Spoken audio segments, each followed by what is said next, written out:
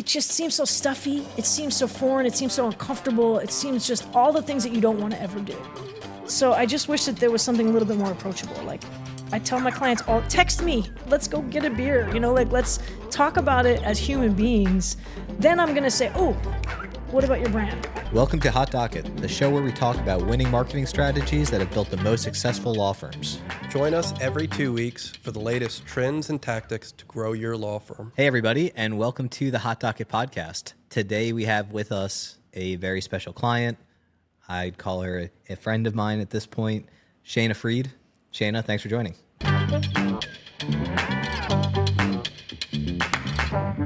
Happy to be here, friend.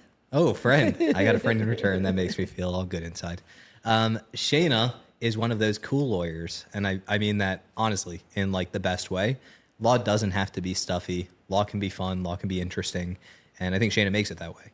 So I'd like to just start with like a couple of quickfire questions, shoot them at you, and I know some of these you're going to have the impulse to expand on it, and that's natural.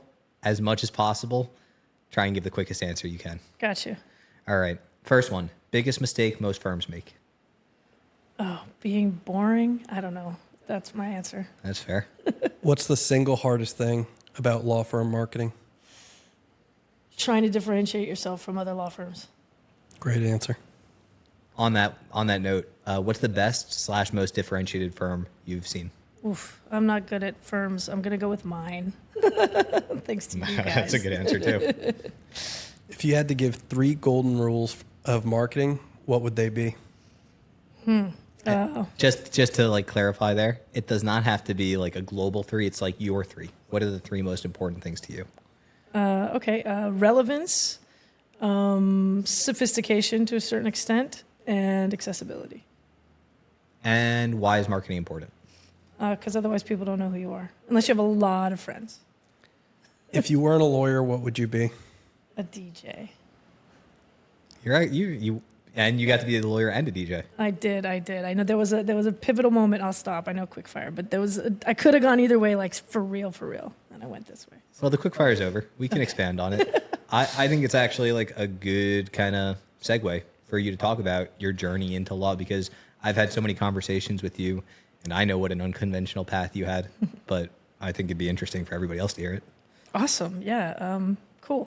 So yes, I definitely feel like I was very unconventional from the beginning. My beginnings were not clear as to whether or not I even wanted to be an attorney. It felt like a good progression further into the music industry, which is what I had already done. So I had a background in music business. I worked at record labels. I managed artists. I had been DJing for a while, and I had been doing creative things sort of left and right. But I felt a little stuck, a little stagnated, and I wanted a little bit more of an intellectual challenge. And I decided to go to law school at that time for some reason. And I show up to law school, and I think it was white, like really platinum blonde and black mohawk. It was really a faux hawk, so you right? fit right in. It was like 2004, so Yeah. It was like really a faux hawk. It wasn't really a mohawk, but yes, I totally stuck out like the biggest sore thumb. But I loved it too. I kind of was just like, I don't belong here, and I'm okay with that. Luckily, I had a couple folks approach me and I want to be your friend kind of thing, which was great, and some of my closest friends today. But I carried out throughout law school. Super curious, super interested, definitely knowing what I wanted to do. I knew I was interested in intellectual property. I was interested in, copyrights, trademarks, transactional work, because anything that related to what I expected I would continue to do in my career in the entertainment industry. Never expected in a million years that I'd get so deep into corporate law. Never realized how important it was in what I do. But I will say that I went through law school, things were going great, and I had this moment where I took this really introspective journey. I was in Barcelona, and I was on the beach. Barcelona, excuse me. And I sat there, and I really had this like deep thing where I was like, I could drop everything and really go in. And this is okay. Just to give you guys some context, especially like with electronic music and DJs and stuff. So this is like 2000, I want to say 8 or 9. So just imagine had I gone on that path. Imagine, just recall what happened in like the early teens, especially with like music like dubstep, and like there was this massive explosion of electronic music to where you're hearing it on the radio that never really existed to that extent. Unfortunately, before that wave, I decided to stick with the law because it felt like, A, I incurred a bunch of debt with my loans, and B, it was like, I have this knowledge. I should probably use it. But that was when I made the decision to not dedicate myself entirely to being a DJ. But I could be having a residency in Ibiza right now, but instead I'm hanging out with you guys. So I don't know. I think I'm happier. Yeah, you win. And like, how many people say I should have bought 1,000 Bitcoin? We had a guy we work with at Morgan, Noah, who had his story was that he paid a pizza guy. He paid a guy 80 Bitcoin for pizza back in like 2009. And it's like, okay, well, that's, 80 times 50,000 now, 55,000. So Expensive pizza. expensive pizza. You can't look back, I think, and make those types of retrospective decisions. I think you did.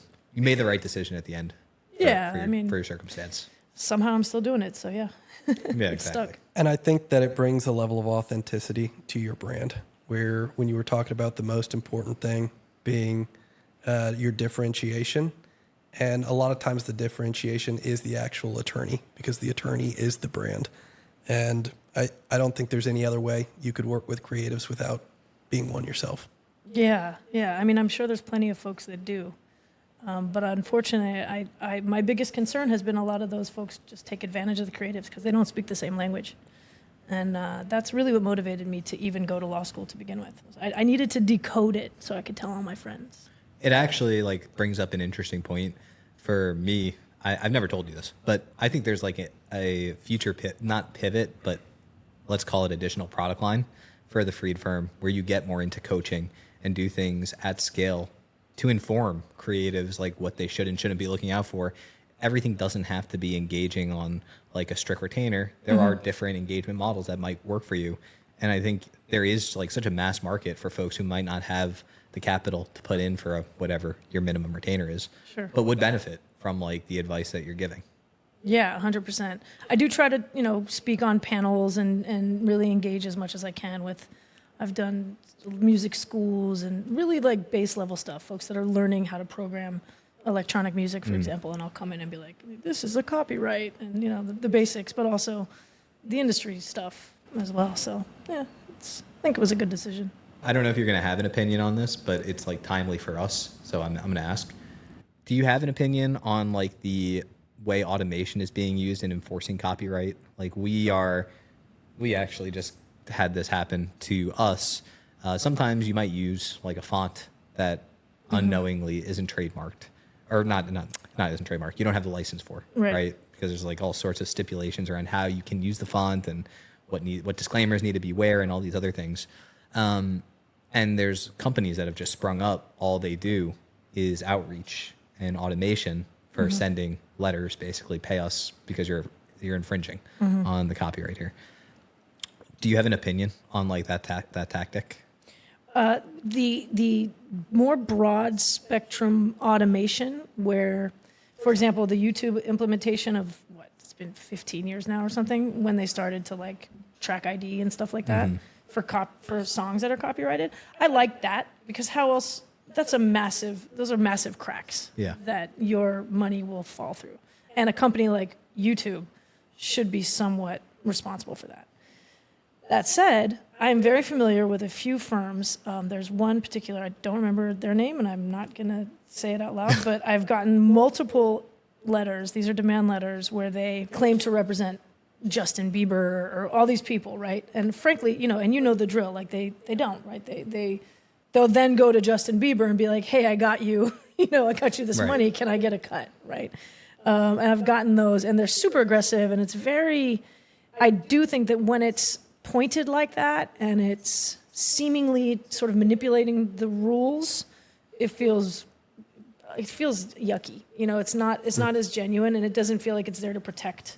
Again, Justin Bieber did not hire you to represent him in this matter. You're doing this because you're just skimming the bottom of whatever you can find to make some cash.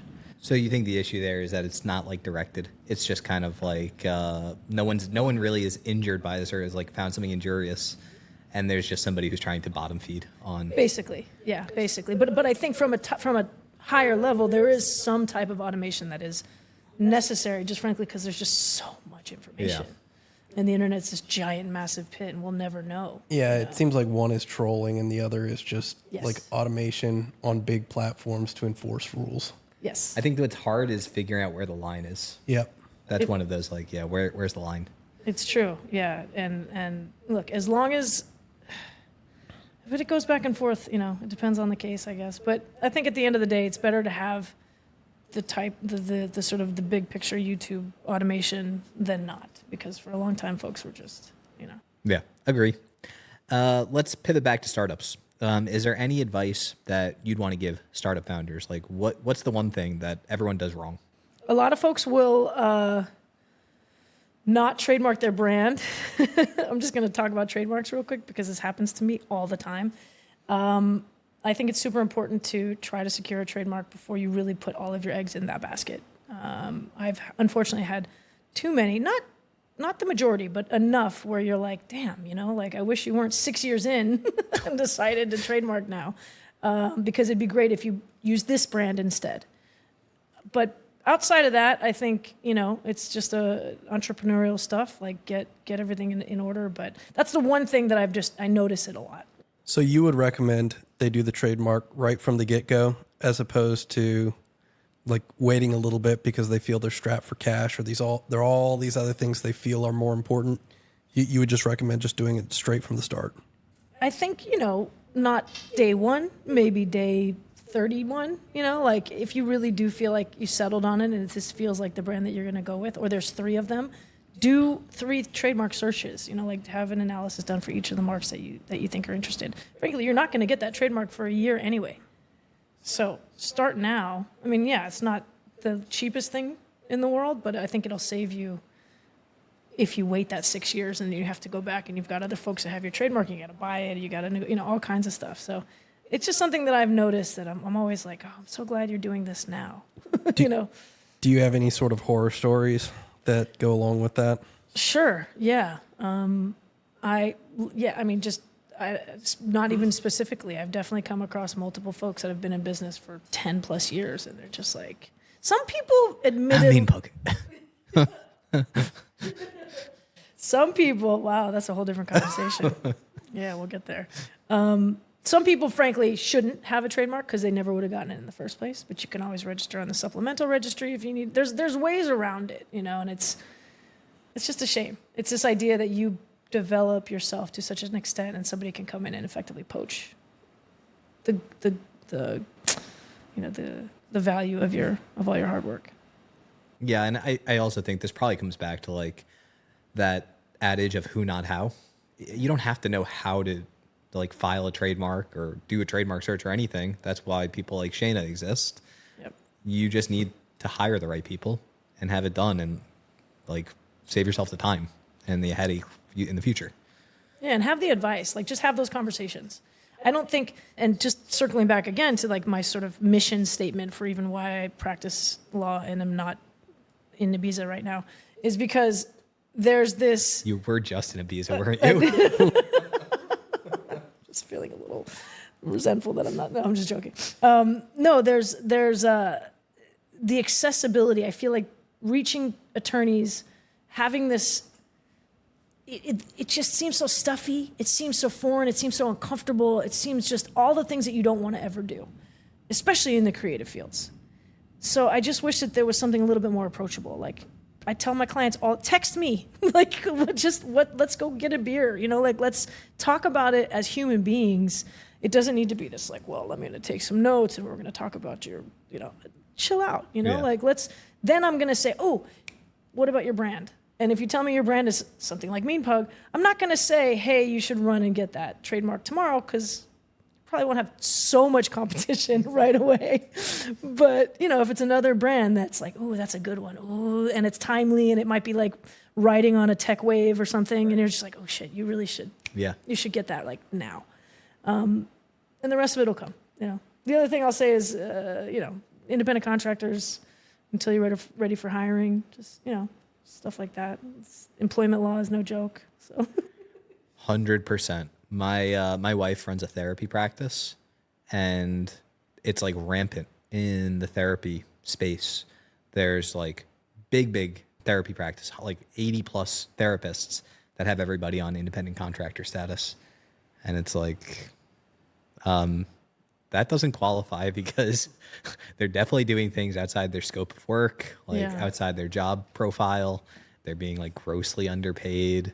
They're being misclassified. So I think we talked to an employment lawyer a while ago, and it seems like one of those things that's so state by state in terms of its ludicrousness. I think he was Massachusetts. It was Dan from Google. Oh, yeah. And they had like big penalties, I guess, on when there was a misclassification. So it was very worth it there. I don't know do you know anything about the? Sure. Yeah. I had a lot of experience with it. I'm going to age myself a little bit here. Right after the, what do we call it now? The global housing market crash of 2008. Yeah. Okay. Like, I know we've had so many, horrors in the years since, but that was a big one, right? Especially for labor law, because you had, a whole bunch of people that lost their jobs and all kinds of stuff. And you were having these companies that were really struggling. So they would most likely classify folks as contractors. And it was around that time that the Department of Labor got a little psychotic with it, because I think they were really like missing out on a bunch of probably employment taxes. And frankly, they were just trying to protect folks. But at the end of the day, it was rampant at then. So at that time, they really came in and they laid out, they had already had some rules, but they really laid out this like 17-point test to analyze whether or not you're an employee or a contractor. Mm-hmm. But I just remember that time that I got, oh my God, it was so many clients that, the Department of Labor sent me this letter. They'd have like an employee leave and be like, I need, unemployment. And then sure enough, they'd be found that, you should have been an employee, not a contractor. And then this stuff happened with Uber, but then I think Uber kind of got away with it and they didn't have to classify them as employees. So, I've seen it kind of go up and down over the course of time, but I do recall that particular moment in time where I was like, you might as well just err on the side of employee. It seems ever changing too. Like, I think we were just hearing about some changes in like the exempt versus non-exempt status of your W-2s. And that's like a whole other bag of worms, because many places categorize their employees as non-exempt. Yep. Incorrectly. Yeah. And that's I'm sure that's like a bag of worms waiting to happen. Yeah. I've had folks that hire nannies and they'll come to me and they'll be like, I need an employment agreement. And I'm like, oh my God, you should probably run this through payroll, and you should probably, it's like this really sophisticated thing that you're just like, I just want somebody to take care of my kids. Yeah. But they're definitely not exempt. They are not exempt means that they are not entitled to overtime for hours beyond, right?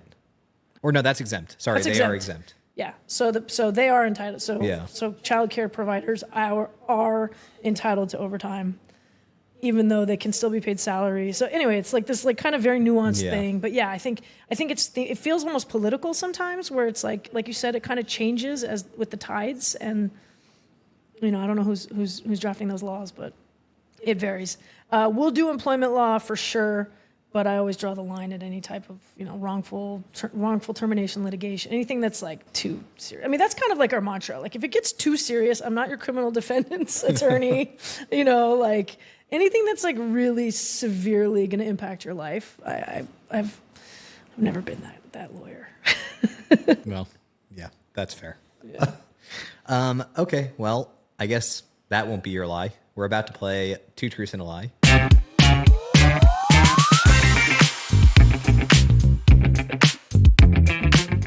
Don't say that you were going to be that lawyer, because we'll immediately pick it out. Okay. I will go first. I've ran a marathon. I have been attacked by a rabbit. And as a marketer, not all of these are a lie. Oh boy, the catch-all. Wait, that was confusing. As a marketer, not Why would you make it confusing? Are all of these a lie? It's like a catch-all one for the last As a one. marketer, are all of these a lie? As a marketer, I can only lie. Let's say that way. Are all of them a lie? All the above. To make it a little more complicated for you. Yeah, it's are all of them a lie? Okay. Well, this is like an LSAT question. It is. I know. I had to take apart the first part. I threw it in the trash, and I'm just Did like, you get a good LSAT score? I did. That was a shocking thing. Oh, so you should get this. I did. I think I got it. Oh. You take away the first part. Forget the marketing thing.